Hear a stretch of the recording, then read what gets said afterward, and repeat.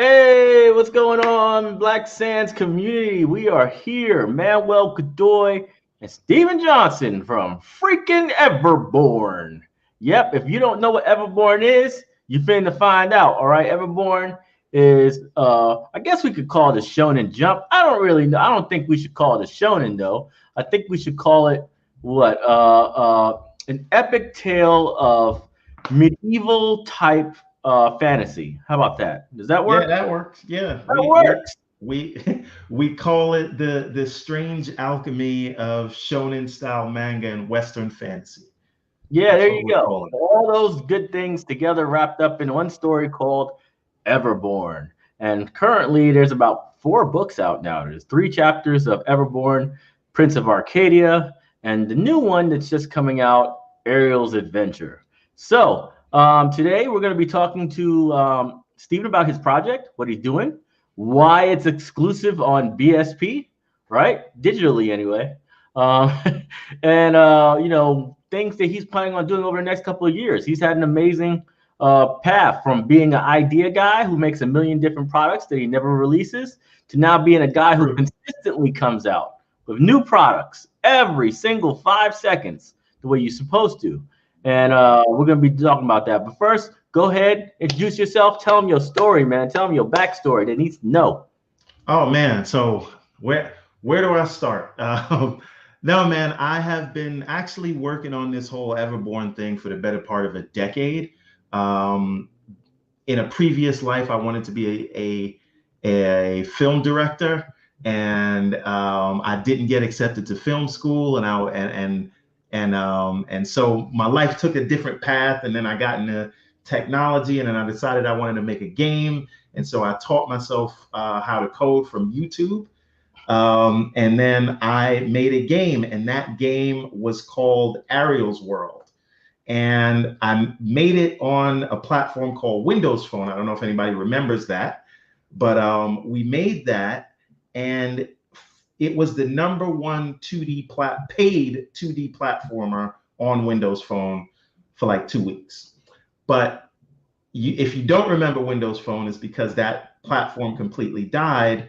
And so when it came time for me to make a new game, I said I wanted to have a broader reach. So I wanted something that was cross-platform, something that could be on iOS, Android, Xbox, Nintendo, wherever. And in order to do that, I started writing story notes, and those notes became maps, and those maps had backstories to them. And then there were characters, because it all started with that kid Ariel, who was just like my take on an edgy Mario. Mm-hmm. And I said, okay, well, in Ariel's world, his uncle gets kidnapped by this guy named Magnus, who's like the big bad boss. And then when I started writing these notes, I said, well, who is his uncle and why did he get kidnapped? And then that is where, the snowball that turned into an avalanche, that is Prince of Arcadia. And so from there, I started telling the Prince of Arcadia story, so that it's sort of the Hobbit. If Everborn is Lord of the Rings, then Prince of Arcadia is the Hobbit. And so I started telling that story so that I could get to this story, which is Ariel's Adventure. And it all ties into 2 other series that are yet to be released, which we can talk about in a minute, but I want to keep the focus on Ariel's Adventure for a little bit. But this is sort of a just love letter to all the things that I grew up on. So it started as a video game. It turned into this huge story, and every part of it is related to me. So Ariel has a best friend. His name is Riley. That character and the wolves in the Everborn story frame from my dog, Riley, who died on Thanksgiving of 2016.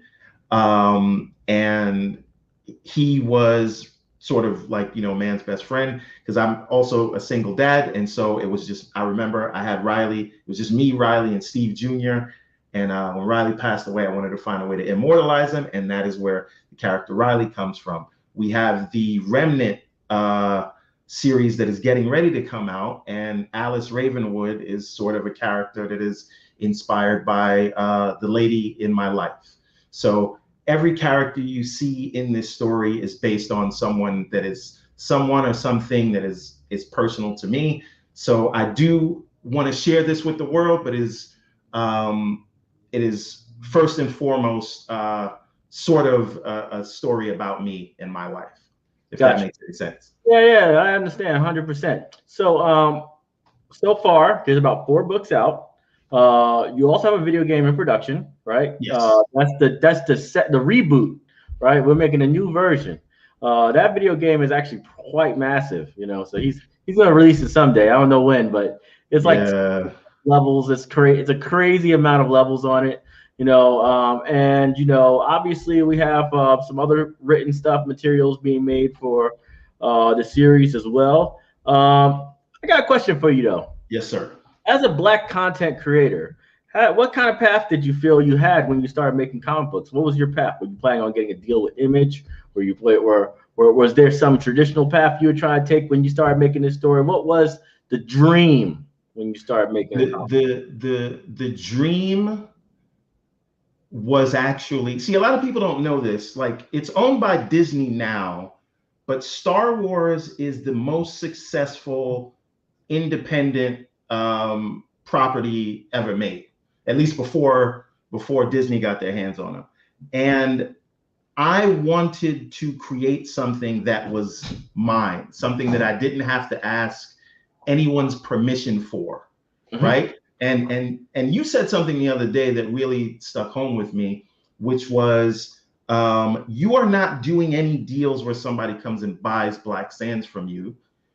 You will partner with someone, but you need to own it. And I think it is important for us to own our stories as opposed to, you know, the Cadillac Records model, if that makes any sense. The music industry model, buy your property and you never got ownership. Yeah. I understand that. For me, as far as that whole idea of what the goal is, mine changed over time. You know, I didn't think that I thought for sure I was going to get a deal one day. I was like, look at all these numbers I'm doing, man. I did 25,000 copies sold. They got to buy Black Sands, right? They got to publish this in Dark Horse. Never came around to it. And the more I researched, the more I realized that, like the industry is very risk adverse when it comes to Black people. They have like 4 or 5 different Black writers and artists that they want to use for like everything. Like the same dude that wrote Marvel's Black comic books is going to write DC's Black comic books, and they're supposed to be rivals. And yet they don't care because they just want to have as little risk as possible when it comes to content from Black creators. So once I started finding out this information and finding out why the hell is one guy writing 12 different books from all these different companies, I was like, yeah, this is probably just one of those dead end type dreams. It's kind of like those comedians where they'll like pick one comedian at a time and just give them all the movies, right? Like, yeah, they don't want to give it. They don't want to give anybody else a chance. They said, nah, let's just keep doing the same guy over and over again, and don't mix it up. It's like, hey, we need an action hero who's Black. Okay, let's get Denzel. We can't get him. We're not making a movie, right? And then it was Will Smith for a little while. Yeah, Will Smith for a little while, right? He had his moment, right? It's like, but they don't like change. They don't like changing it up when it comes to Black people. White folks can get 1,000,005 little opportunities when it comes to these things. They're brand new, never had an idea in their life, and they get a deal with freaking with Dark Horse like it was nothing, right? But we always gotta go through extra loops, and I was like, I'm tired of jumping through hoops.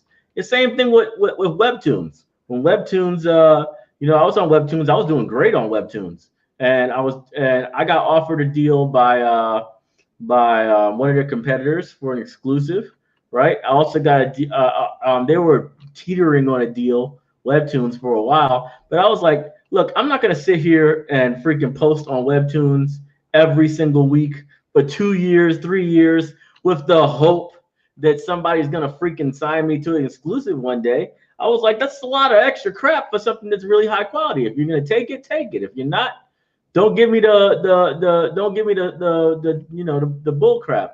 And this is the idea of why we made BSP in the first place, why you and other creators are exclusives on there, and why we're going to try to push as much traffic to you guys as possible. It's because we feel like there's too many damn obstacle courses for Black people, and we got to remove all those obstacle courses and create our own damn, what's it called? Freaking entry exam. We got to make our own entry exam to fame, right? And that's what BSP is. Why did you come to BSP? Why did you choose to go all in with us? 2017, when we met at New York Comic Con. I came to you, I saw your booth.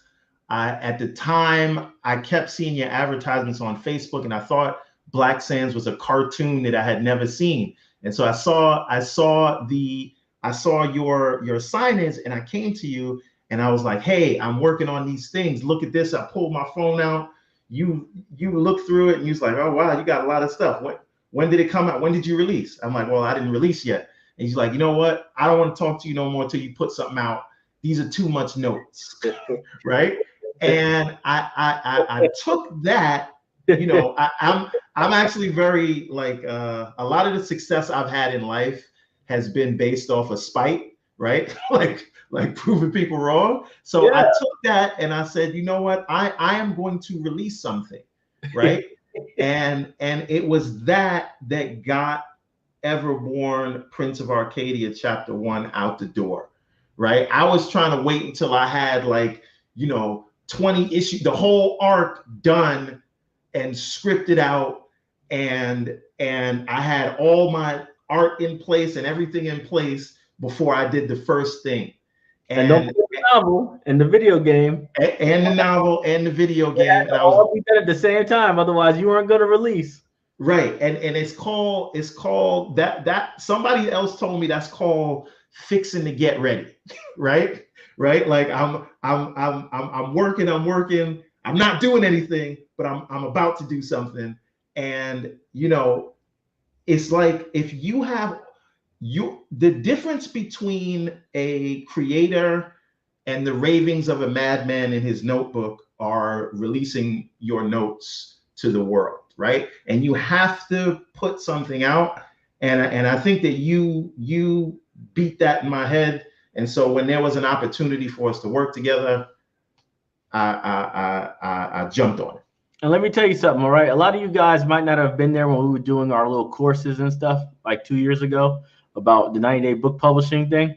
But when we were doing that, man, him and other people too. Him and other people were going into our Discord channel, putting up beautiful art and getting praise and likes and everything. And I was like erasing them and then telling people, I was like writing the DMs. I was like, hey man, this ain't a place to brag. You're either gonna release or you're not by the end of the course. Because I was trying to stop people from getting like a lot of people do stuff specifically to get likes. Like they'll do so much extra stuff to get likes, and they won't release their content. And the perfectionist mentality also hurts us as well, because we end up redoing stuff that's already great. Like, oh, I don't like it. I think it could be better, and we keep doing that. And he really it took him a lot to get out that mode, and now he's like, it's a cycle. He has an actual schedule for when he's releasing, and I think you guys don't understand that, because a lot of you guys who've always DMing me, y'all be saying the same thing to me. Hey, I've been working on the story for 5 years. I don't want to talk to you. The second you tell me that, I'm already like, I don't want to talk to you. I got like 20 characters ready to go. This guy right here don't want to hear it, because that means that you're not gonna finish anything to me. That's what it sounds like to me, right? And we all need that push from the people that we're trying to get to the next level. We always need that push, and a lot of people lie to people's faces and say, oh yeah, you're doing a great job. Just keep doing it. And I think that was not helpful at all to him. I think he needed a real push, and when he got that push, he started knocking them out left and right. You can't stop this guy. His next scheduled book is coming. And now he got a Kickstarter, which we'll show right here, right? We got a Kickstarter right here. He already made his goal for his Kickstarter in the first damn day. in the first day he funded his Kickstarter. And I didn't even get a chance to do no real shout out yet. This is my shout out. I was going to give him a shout out, but this is my shout out, and he already made his goal. You know what I'm saying? Now, this is the first Kickstarter he ever did. He was very nervous about doing Kickstarter, but I'm telling you, this guy has gotten over a lot of the things that was holding him back at the beginning, and now he's freaking unstoppable. Now he's pumping out books left and right. He's releasing nonstop. Now he's doing great Kickstarter campaigns. I mean, what the hell do I have to do? At this point, I'm just throwing gas on the fire. The fire is burning, man. You know what I mean? And I think everybody needs to understand that, man. You just need a fire under your ass. You don't need people praising you. You don't. Praise is a very. I need somebody to challenge me. I need somebody to put me in my place. Me. I need that. My wife does it all the time. Don't tell her that. It's true that this Kickstarter was even another hurdle for me, because in the back of my mind, the same reason that I didn't like, and you already know, there's EVERBORN projects that will never see the light of day because I just wasn't happy with it, right? And for this Kickstarter, we are basically done with Prince of Arcadia Chapter 4, which we will release a little bit after this. So we produced 4 books of Prince of Arcadia and didn't come to the Kickstarter community because I had this thing where it's like, I haven't done enough to ask anybody for anything, right? I haven't done enough, but I had to get out of my own way and say, you know what? You are doing good work, and you have to show it to people, because me not doing the Kickstarter was just another version of me writing a million notes and creating characters and backstories that for nothing, for my own, just to say I was doing it, right? And the fact that we were, successful so quick, it just gives me more. It's more fuel. It's another battery in my back to say that we're going in the right direction. So I do want to shout out everybody that shared it and is looking at it right now. Do you want to show them the animation, or you want to wait till later? No, they can go watch the animation when they get the Kickstarter campaign. I ain't showing them nothing. They can go over there and check it out on the Kickstarter page. Description is in. They said the link is in the description. All right. You want to back his campaign? Come back to this video. Go right ahead. But we're gonna keep talking about this this whole path, the path of becoming a publisher. Right. So you got this going right here. Your video game's still in production. As far as your near goals, now that most likely you're going to fund this Kickstarter, you're going to keep going. What's the release schedule looking like in the next year? Oh man, we got like 4 releases in the clip. That's before what we got planned to start on. So Ariel's Adventure is ready to go as soon as this campaign is over, which is going to be April. And then in May, we will have Prince of Arcadia Chapter 4. And then in June or July, we are launching a new series called The Redlands, which is, we're like halfway done with that book right now. And then we have The Remnant. That's the novel that I wrote that nobody ever got to read, that we're just turning it into a manga series. So we're just adapting that because I think it will be better received that way. And that will be out before the end of this year. All right, then. So we got a lot to look forward to. Good. Yeah, we try to. So right now, and that's before we get to some of the hardcover bonus books that we're going to do. But I'll talk about those when they are more ready.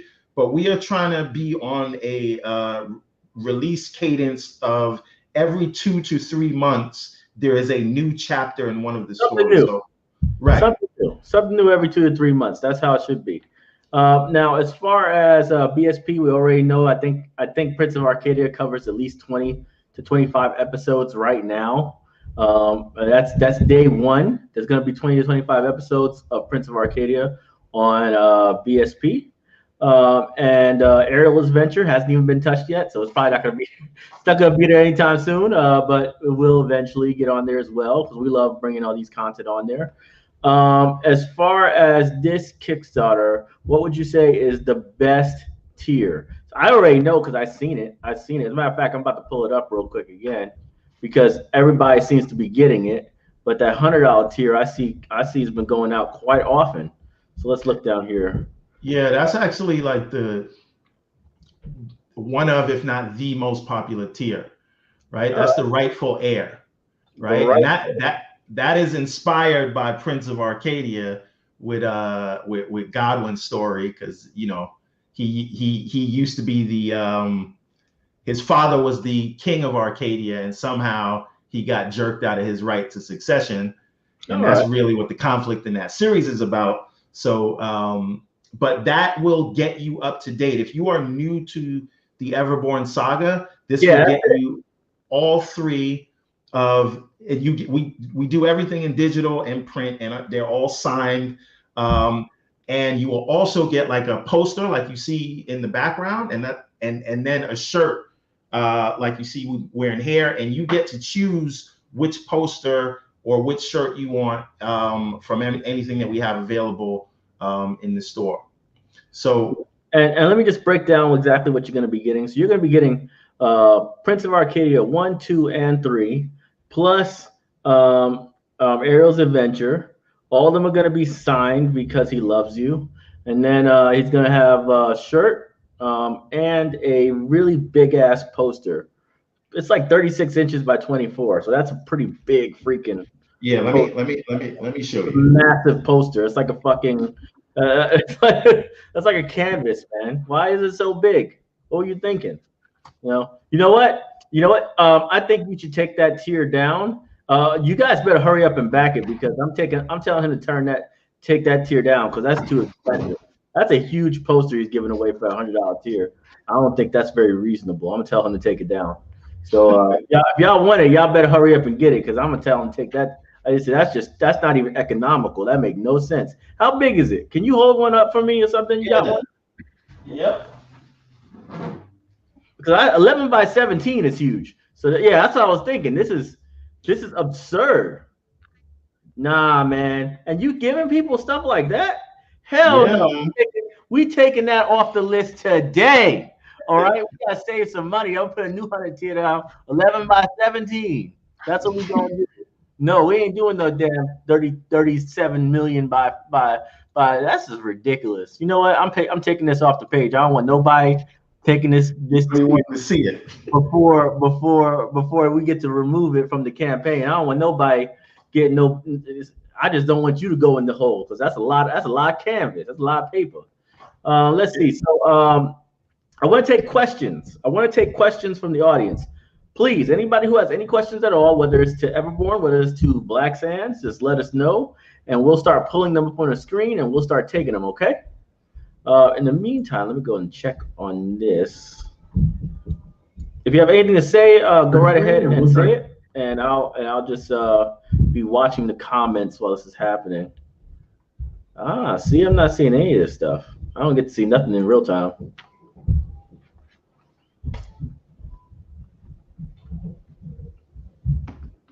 Yeah, so let's see. I don't know anything about this. Can you pitch it to me? All right. Okay, how about this? Here's a good question. Will the series get deleted off the app once they end? No. Why would we do that? We'll keep it on there, right? There are ways I'll delete something off the app. I'll delete something off the app if it's like 1 or 2 chapters, and then they don't make it anymore. And they've been there for like 3 months or something, or 6 months or something, and they haven't contacted me. I'll probably get rid of them just to, because their series doesn't exist. You know what I'm saying? But if you like went through like an entire arc and stuff and ended, right? Just an ended arc. That's great. We love those. Keep them on there for as long as they can. You know what I mean? Let's see. Hold on. I don't know anything about this. Can you pitch it to me? You got a log line for them?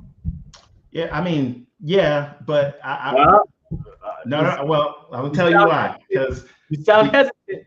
I'm not. I'll tell you. So EVERBORN is 1 story, 2 timelines, and 4 interconnected series, all telling the story from each character's vantage point. So we follow 4 main characters. One is Baltimore, one's Ariel, one is Karma, aka Isis Amun, and she's from the Redlands, and then the other is Alice Ravenwood. She is she's with the Seraphs. And so ultimately it's the story of Seraphs versus Paladins. Seraphs have the ability to tap into the magic of the old gods, and Paladins cannot.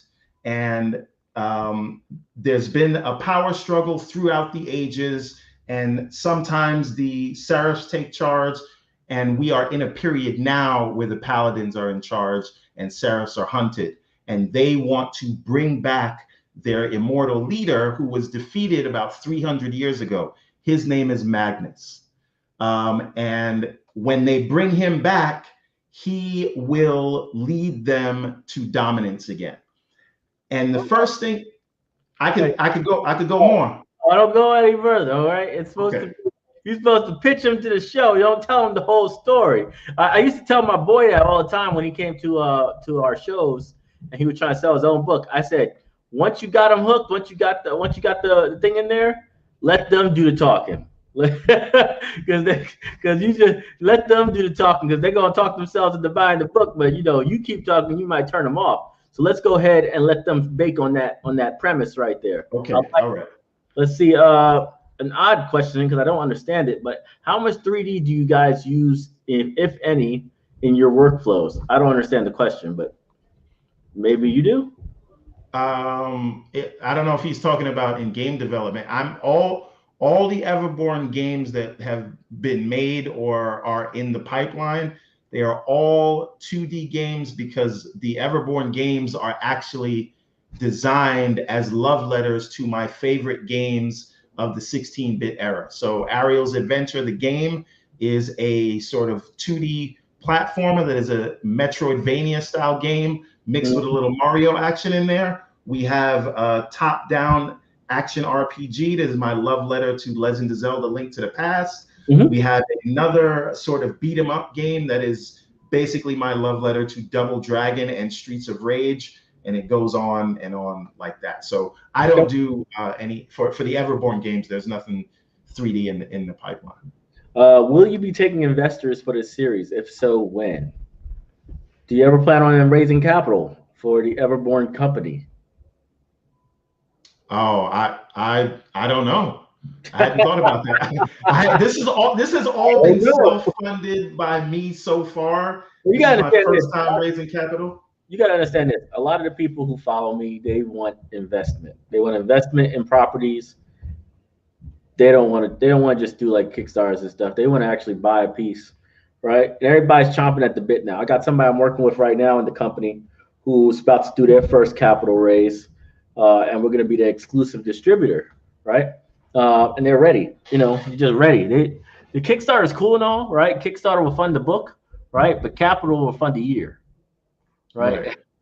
Yeah. So you fund a year with some capital in your company, and then the next time around you'll be at such a different place in the next year because you had a large amount of capital to burn through. So, but we'll see, man. You have to think on that one, man. It's kind of early. How much do you offer for the BSP exclusive deals? Just a ballpark figure. Yeah, $10 per page plus other regular payments that happen in the app. So, if you get advertising fees and stuff like that, right, you get like a percentage of advertisement generated, right? So that's the same way Webtoons works. And the $10 per page thing, that's my license fee. All right, that's how much I'm paying license fee. So someone with like 200 pages gets $2,000 from me on day one, right? Just to say I'm exclusive with them, and that's more money than they will make using Comixology for the year or something. You know what I'm saying? So can we shout out Tat Waza in the chat? Who? What? Tat Waza. I'm just giving him a shout out. That's all. Okay.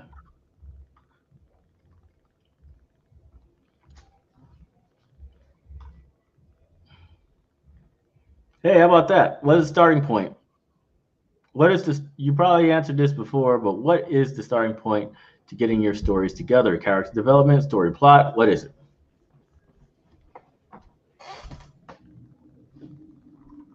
Oh, that was for me. Okay. Um,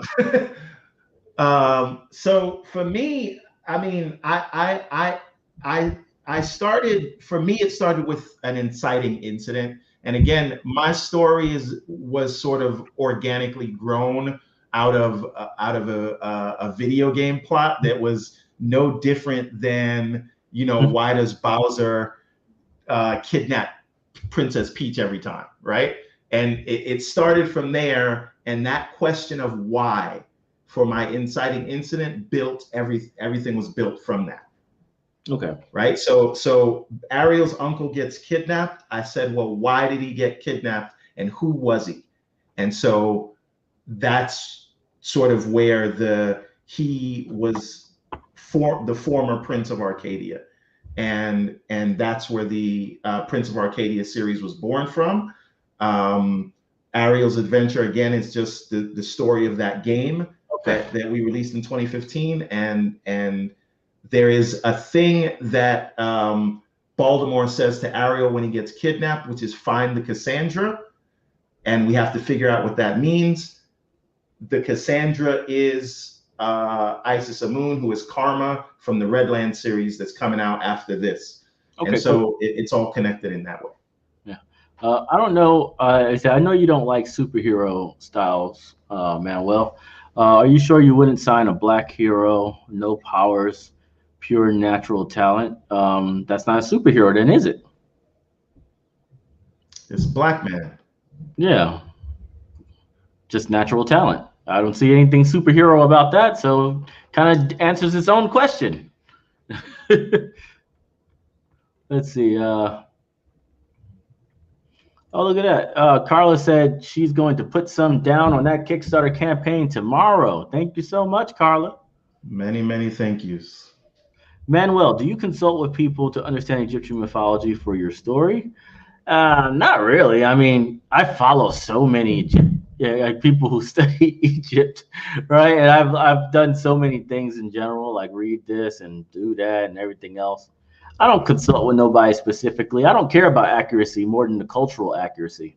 The story is completely inaccurate because it's about a time that didn't even exist, right? So that's one thing. But I try to do as much cultural accuracy as possible, like why Greek society is the way it is in Sparta, what the government system in Manoa was, the customs and cultures of Egypt, regular civilians and their priesthood and all that stuff.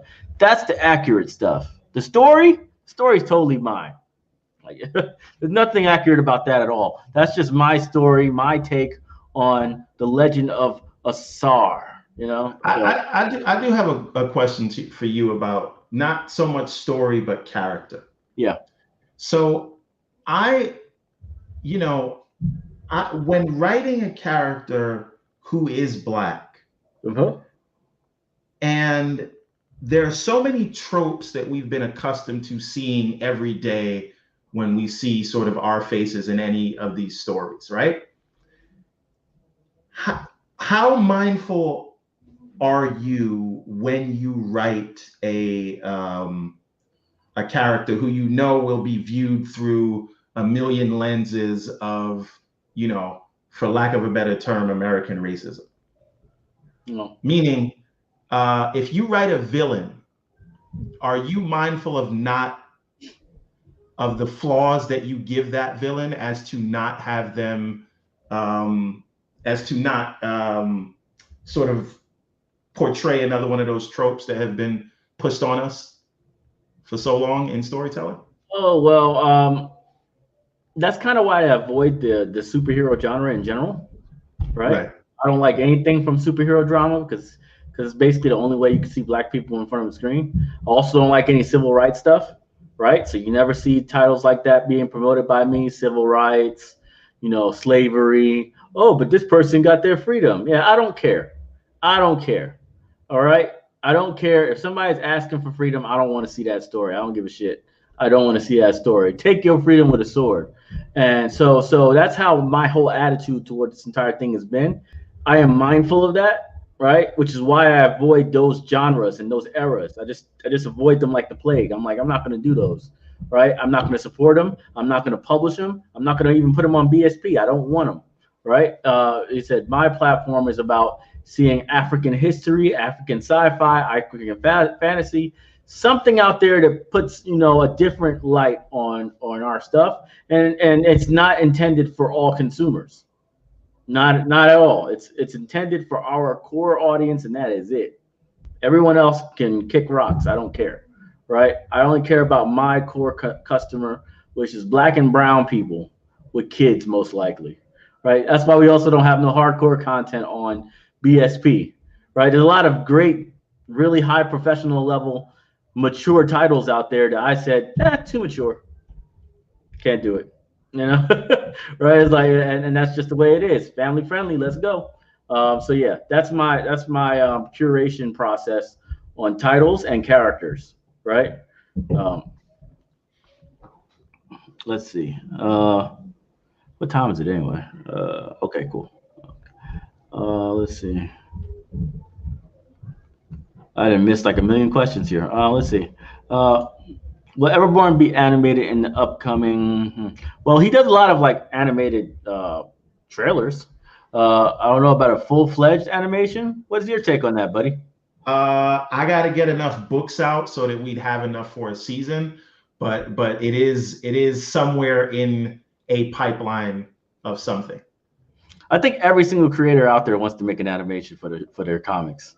I think the comic is just the way of getting to the point where you can get an animation. You know right. So if enough people support, right? Yeah. And we get to, you know, issue 20 and that's 2 seasons worth of work, then yes. But I don't want to put the cart before the horse, right? A lot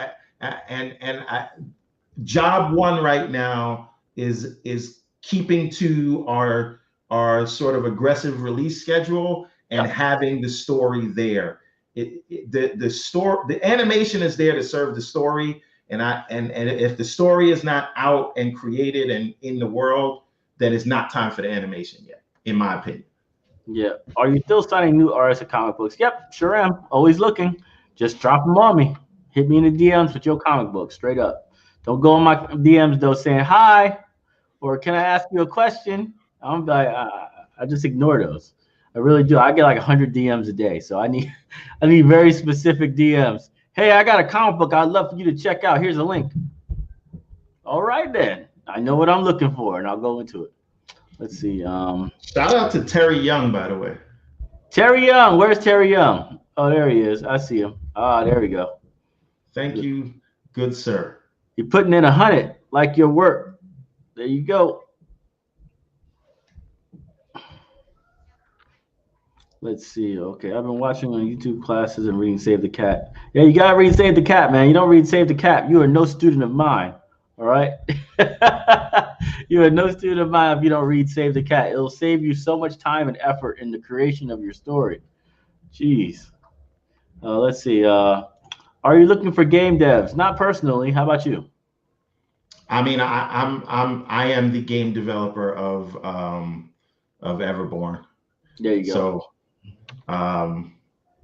yeah, but hit me. I'm EVERBORN Saga on Twitter. You can catch me in the DMs. We actually might be, because I want to get that thing out, and it's just me. And between creating this story and the day job and slowly but surely putting the game together, I could use some help. So potentially reach out to me. Okay. Let's see here. What else do I want to say? Oh.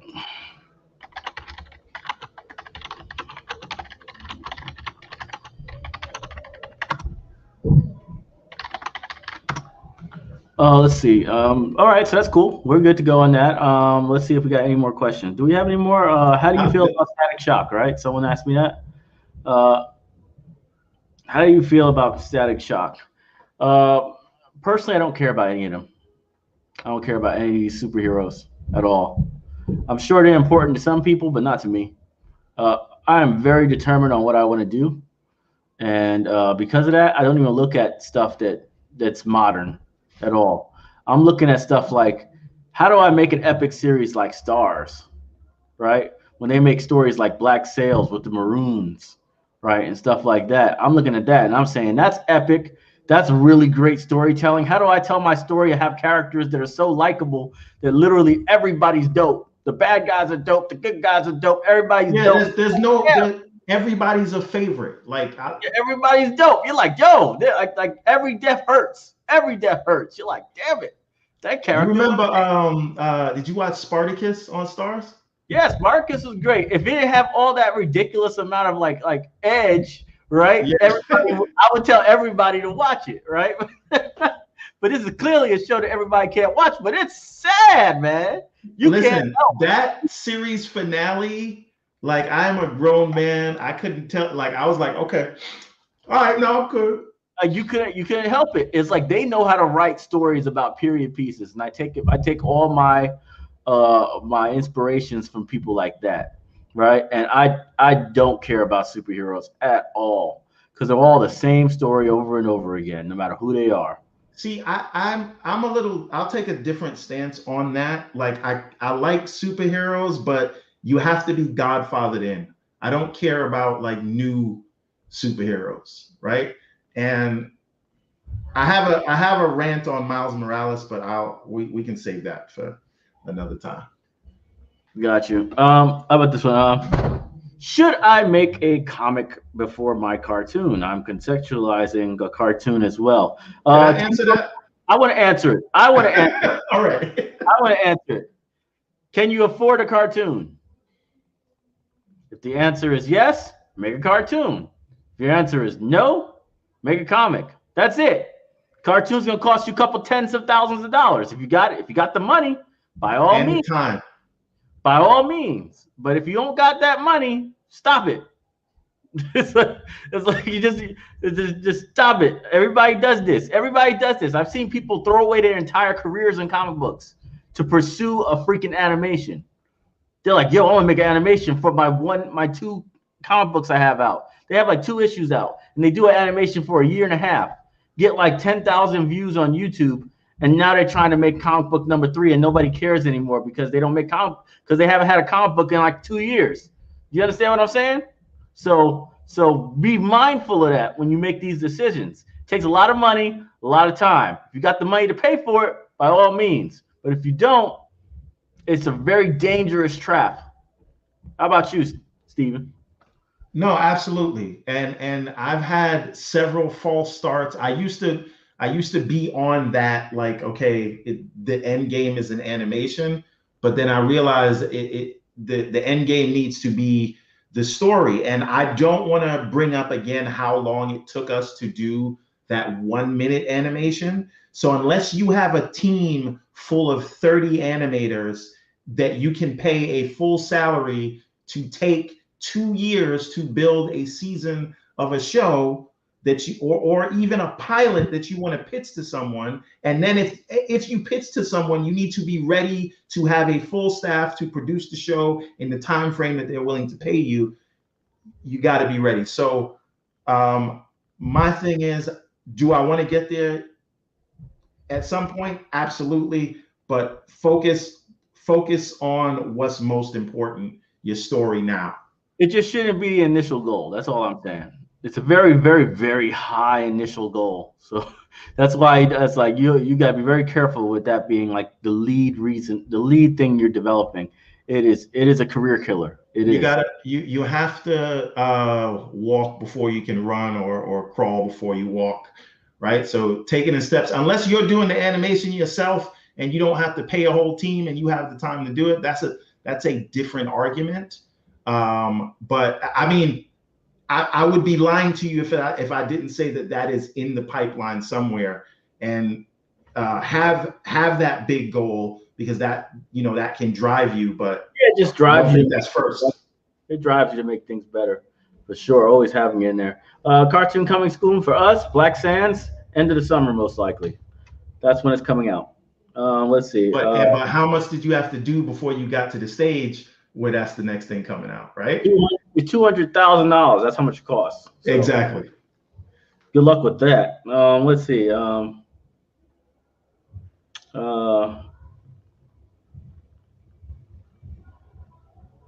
We got some trolls in here. Let's see. Your Kickstarter goal seems kind of low. How'd you afford it all? This dude gets paid, man. His real life is like he's like freaking he's like Batman in here, man. He's like he got a really nice job. Yeah, I work in I work in the finance industry. I'm a lead software engineer. But I listen, man. I'm very, lucky to be where I am, and I know that 2020 has served me well through a lot of planning and hard work. But I will say that the book was mostly funded and done before I came, because I wanted to make sure I had something that would get delivered in time. So what it cost me to produce one book is $7,000. I came to Kickstarter for the last 2,000, right? Because you got to deal with printing and you got to lettering and advertising and things like that. But yeah, if I were to actually cover costs, I got to raise 7,000 to 10,000 to do one book, because we don't do 24-page books. Every EVERBORN book is at least 50 pages. This one happens to be 63 plus pages. So the next Kickstarter, I'll see if I can like recoup my production costs from the campaign, and hopefully, God willing, this one does enough to cover that. But yeah, every EVERBORN book that you see is somewhere between 7,000 before we even get to printing. Yeah, I feel you on that. All right, let's see here. My friend Will said, "Love the show. Question: Can you read it and watch it?" Yeah, probably so. There's a joke that we have on TikTok. It's like a TikTok meme. Can you read it and watch it? Like everybody knows it on TikTok as Black Sands. You can read it and watch it. Okay. I'm not on TikTok. You need to be on TikTok, man. That's where life is. It's Instagram's dead, man. You can't grow there. Just what's ungrow of Instagram. I'm gonna tell you something hilarious about. Well, I'm gonna tell you Instagram. something hilarious. Here's my hilarious thing. I get 50 freaking followers a day on Instagram. I do about 600,000 impressions a week. 600,000 impressions. Who the hell am I impressing? I'm trying to figure out who's actually seeing this stuff. Did I only get 50 followers a day? All right, I know still like 50 followers is nothing when you got like 130,000 followers. You should be getting a lot more than that. And I'm basically shadow banned, which means only people who know me see my stuff, right? And maybe if they share it in their stories, somebody else might see that and follow me. But for the most part, I'm pretty much shadow banned.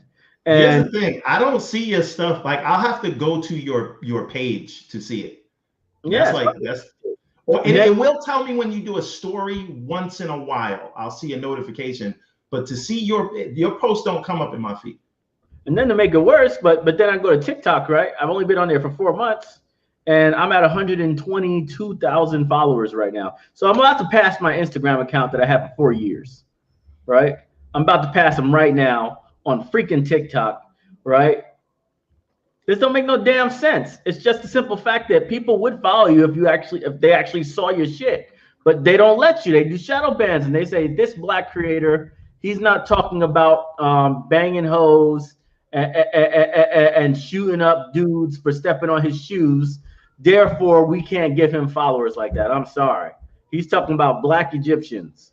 He must be crazy, right? And then and that's just the way it is. And it's crazy that I'm shadow banned so hard on Instagram. That's why I do all my effort on TikTok. If you notice, all my stuff's for TikTok now, man, because you just got to move where people actually give you a chance, And there's a lot of growth on TikTok right now. No, I got to check it out. I was saying, like, just looking at the analytics from this Kickstarter, most of it has come from Twitter, where I have a few hundred followers, where I have several thousand followers on Instagram, and I maybe got possible Twitter. Yeah. That's baffling to me because I hate Twitter. I don't know. Somebody must be talking about you. Talking about you. No, I'm in the sort of, I'm kind of heavy in the gaming community over there, and they're very like, shout out to all of those guys there because everybody kind of shared it around and supported. So I definitely appreciate gaming Twitter. Okay, cool. Solar Mike said he's gonna get that poster before I tell you to take it down. Cause I'm tomorrow morning. We taking that tier down. I'm not gonna let this man bury himself in debt, giving out freaking canvases that look like damn near 4 or 5 screens put together. Nope, not gonna let it happen. I'm not gonna let y'all do that. Y'all are not gonna get that from him. Nope, not today. So tomorrow we taking that tier down for sure. All right, I am his advisor on this campaign. And I'm advising him to take that campaign down tomorrow. No more freaking $100 camp. It's supposed to be canvas is probably $100 by itself. That's how freaking big it is. The hell is yeah. And when you see the material of that poster, like it's not a joke when they say canvas. It's crazy. I have it framed, so you didn't get to really see the texture, but like you would be hard pressed to find a piece of art with that kind of quality paper for a print. Yeah, and they're not gonna find it because we're taking it down tomorrow. Okay. Let's Christopher says, Peace Kings, I purchased the Black Sands bundle, DVD and books, and my daughter is absolutely in love with it. She continues to ask part 3 in the works, how much longer? Thanks for giving her something she really reads enjoying over and over again. So here's the update for us as far as release schedules. Issue 7 and issue 8 is already out on Patreon. That's the digital versions. Issue 7 physical comes out in about a week or two. It's already out here. It's stuck in the ports because everybody's sick from COVID, those bastards. But they'll eventually get it to be released, and we'll be able to get it back into our fulfillment center. So within the next 2 weeks, you're going to see Black Sands #7 come on the store, Inca come on the store, Iniola come on the store, and Brazilian Culture Exchange hardcover come on the store. So 4 different books are going to be coming to the store in about a week or two. So enjoy, be ready for that. Be ready to buy them all up, right? The faster you buy them, the more we buy. So that's what we're going to do. And let's see if we got anything else. We're almost done here too. We got about 2 minutes left, 2 whole minutes. Let's see. Let's see. Hey, you know what? I'm not even going to go in there. Hey, let's go back to this Kickstarter campaign. All right. I want you guys to back this campaign now. All right. $100 tier if you never bought his books before, because that's the tier with all his books in the past. Right. Can you tell them about the quality of the books that we do? Because I looked at your stuff. Quality enough. It's good. You don't need to know what the quality is. It's good. Okay. I know what it is. I know what it is. You don't have to worry about any quality things. Manuel Bedoya is vouching for the product. All right. Don't worry about the quality, all right? Black Sands, you know, Black Sands is all about quality. I don't like this ghetto stuff. I like quality products. So that's what you're going to get in this. And you got like a good 24 hours before I make them take that stupid poster down, because I'm not going to let that exist. So if you already got, if you haven't had any of his books before, get the $100 tier. If you have bought his books before, which means that you don't want to rebuy the same books, then go to a lower tier. Like I think the $60 tier or whatever. They have the new book signed and all that good stuff, maybe some shirts, whatever, you know. You can get all those items that are not the old stuff, right? And it's not really that old. It's not that old either. But I'm just saying it might be old because if you supported him before, then you probably already own one of their books. But if you haven't owned any of them at all, $100 tier, that's how you do it. That's the same way we do it with Black Sands. I always have a dope ass $100 tier. So I already know I told him we need to have a $100 tier that's just amazing. Additionally, I think you can get some characters in here too, right? Didn't we say something about characters? So we have the $300 tier, which makes you an executive producer, as well as you'll get a minor character, which will have dialogue in one of the upcoming chapters. And then there's only 9 of those left. So here's the deal, right? Here's the deal. Black Sands, I gave him this idea. I gave him this idea because it always worked for me. I sell them out all the time when I do Black Sands and I give an executive producer tier. The simple thing is this: you're gonna get a section at the back of the book that puts you as an executive producer. You can put yourself, you can put your child, so in other words, you can put your son or your daughter in the back. Doesn't matter. You can also put them in the book. All right. This is not a book with a whole bunch of adults doing a whole bunch of crazy violent stuff. This is a family-friendly series, which means that it will be a great place to put your kids in if you wanted, and it wouldn't be a problem for him because he's telling these stories so that everybody can enjoy it. If you want clout, right, get your face in that book. Let me add one more though, because we added another one. I didn't tell you about this one, Manuel, so I apologize. Okay, we added a $1,000 tier that is a 1-of-1. You will get a 1-of-1 cover. You see our cover art. We don't mess around, right? You will get a cover with your character on it. So when you get your book, you will have the only cover with your character, and it will be that quality that you're seeing on screen now. Okay. All right. I don't know if I should have done that, but we did it. And there's only one of those. It's something I would have never thought of. So someone might take it, right? But I think for the most part, let's see if we can get these $300 tiers out there and get these people in the book, not only as executive producers, but maybe get their kids in the comic. I think that would be dope, because especially the Ariel's Adventure, there's a lot of really fun, kid-like activities going on in that particular book series, right? Because he's a younger character. A lot more fun activities most likely going to happen with him compared to Prince of Arcadia, right? And I just really think that'll be a good look. But thank you so much. I know you got a lot of things on your schedule trying to go and make this campaign boom. Link is in the freaking description, all right? Click the link in the description. You can go straight to the campaign, support my mans, and be sure to read his comics on BSP. That means you got to download that app. We're going to have BSP popping so hard, man. It's going to be so much amazing quality talent and content on there. So let's go, okay? Thank you guys so much. Thanks for all the questions. Thank you, Stephen, for coming through and telling everybody about your story. He is you, okay? He's not some random guy who came out of life of privilege and he was handed down the next generation of awesome comic books because he always had everything lined up for him.